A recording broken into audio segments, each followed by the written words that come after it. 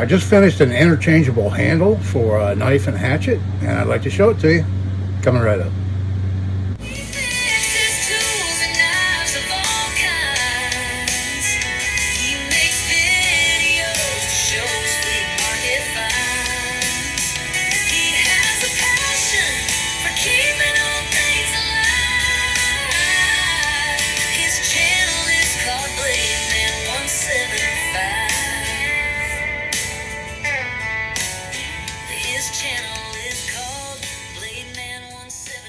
Hello everybody, and thanks for coming back for another video. This is Dave. Glad you're with me. So I finished up this handle I made for these hatchet blades that I got on eBay from a fellow, I think his name's Joel. I bought a number of blades off of the gentleman, different styles such as these. I've been making handles for and stuff, but these hatchets were the last things I bought that came in. And these are vintage. These were designed for a handle that interchanged with a knife blade. And here's a picture right here of the one I found. And that's all I had to go by. I can't find any information, any video footage anywhere on the internet of anybody that has one of these, that has the handle that shows it in action to know how the mechanism works for the handle. So I just played around, and this is what I came up with. This handle right here, and it seems to work fairly well. I'll show you how it works. It's real simple. You just hinge this out right here, and you slip your blade in like that, close it up, squeeze it, and it locks in, and there's no play in it at all. It holds it very securely. And I also made a Red Ryder knife blade that also fits in it. And I'll show you how that works. You just slide it in, close it up, and there we have it. And as well, there's no play in this. It's very secure, very firm. Now, the thickness of metal, I didn't measure it. Let me do that real quick. Got my trusty dial calipers here. So the tangs on the hatchets are about 123 thousandths thick, and the tangs on these Red Ryder blades anyway are about 94 thousandths thick. So you have a bit of a difference between tang thicknesses on these. So on this blade, what I did, I took a piece of G10 liner material and I epoxied it on there, shaped it and epoxied it. There is a hole right here that's not really utilized for anything, so if you wanted to pin it on to make it more secure, we'll see if the epoxy holds up, but having that on there prevents it from having any wobble side to side, and helps it to lock up in there tight. Now let me tell you how I made this handle real quick.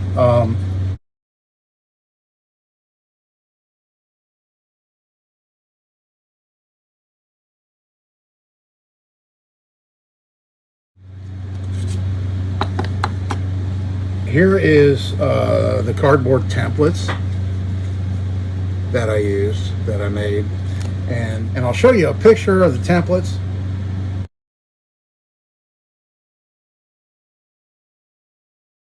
Yeah, so if you wanted to replicate this, it's not the greatest design, I don't think, but it does work. You could screenshot that, print it out to whatever size you needed, cut it out, make your own templates with that. The design does work. The only thing, this is a prototype, like a lot of stuff I make, just to see if it's going to work. But all I had to go by was that picture. Here's another picture here. And that's all I had to go by, was a picture, because I couldn't find anybody. I couldn't even find a picture of the handle opened up to see, you know, what it looked like. I found some video footage of different styles, like the Western that pull out, that have a split tang. I found some footage of those to see how those work, but it's a totally different mechanism. Now the only thing, if I make another one of these, which I probably will in the future, the only thing different is I put some kind of a detent inside right here and like a little dimple for it to lock in so that it snaps shut. Either that, or I thought another design was to extend this out and make a hinged little T-bar that pops down into a notch right here, and then it has like a thumbnail relief where you can pop up the little T-bar to unlock it. I think that would be a good addition to this, just to lock it, because it doesn't have any way to lock. You have to be squeezing it to use it, but I figure you're not going to use it without having a good grip on it anyway, so you just have to grip it to hold it shut with this design. There's no way for it to hold closed on its own like it is. If you have any suggestions on how I could modify this one to make it lock without having to take it apart again, let me know. But I just wanted to go ahead and knock it out, get it done, and get this video up to show you how it turned out. Like I said, I mean, the trickiest part really with I didn't do any modification to the hatchet blade or tang or anything like that. The trickiest part is just this part right here where it mates up. That's what holds it in, and that's pretty critical. I made this all out of aluminum scraps. Steel would definitely be better, but it would add a lot of weight to it. It has a good feel right now using that aluminum, but the aluminum will wear over time if this was used excessively. It probably would wear because it's hardened steel against aluminum, But the other blades I had, the tangs weren't really right to be able to cut down.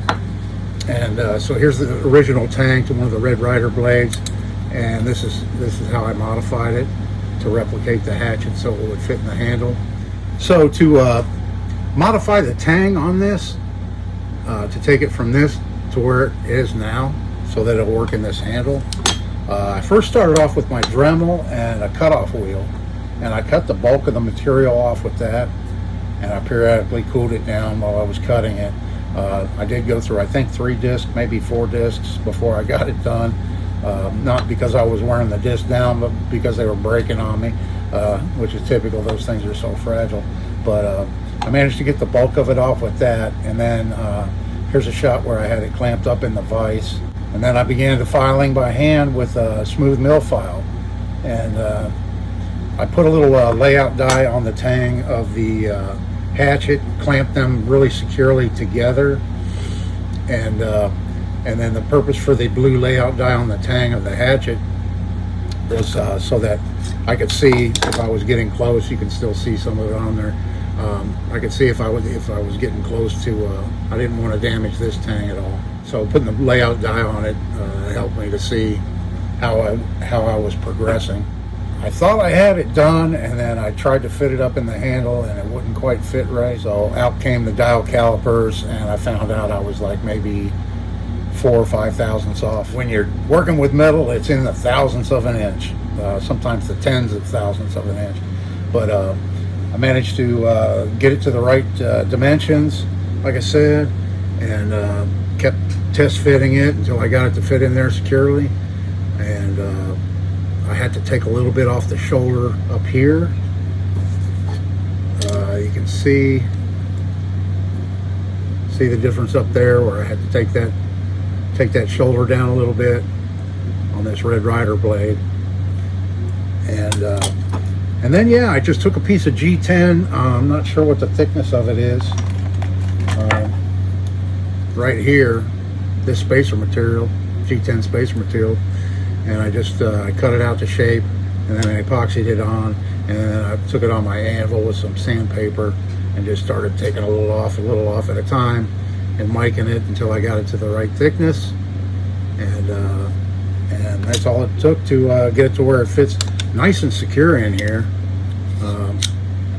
It fits really securely. Close it up, and there it is. There's no play, and Yeah, I was worried maybe the blade was going to be a little bit too big, but I think with this big handle, it actually looks pretty nice with that blade size. I was going to take the blade down about an inch or so, but I think I'm just going to leave it. I like that.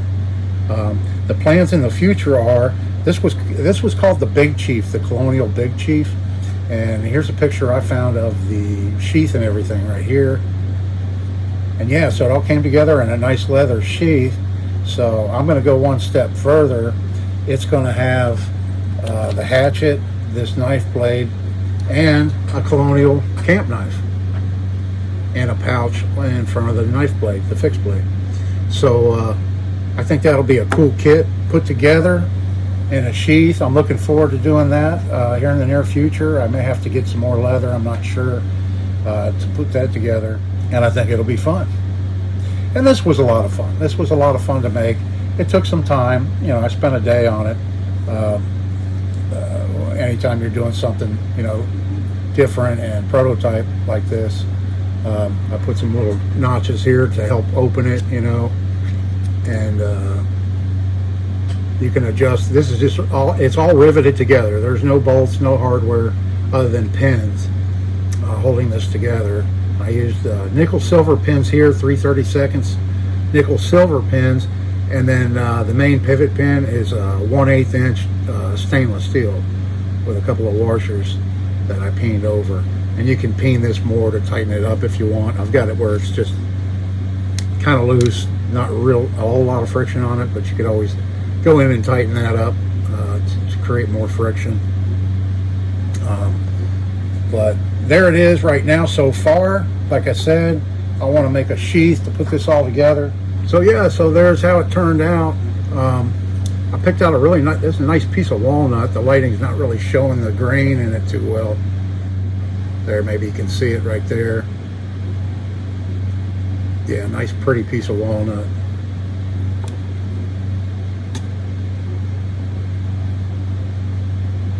There, you can kind of see it there. So I just want to give you a quick look at my interchangeable knife and hatchet handle that I put together. Let me know what you think down in the comments. I'm open to suggestions if you have any. I know my handle doesn't look anything like the Colonial's factory handle, and I believe that was plastic. I'm sure it wasn't genuine stag, it being a Colonial, but it was pretty cool looking. I thought if I make another one, the next one I do, I'll integrate a pommel into it, like bolsters and a pommel, and have wood on the inside. I think that would look pretty cool. Yeah, do that to the handle in addition to some kind of a latch mechanism or detent or something like that along those lines. So that's a wrap on today's video, folks. I appreciate you watching. I hope everybody's having a great day. Come on back for the next one. This is Dave. See you in the next one.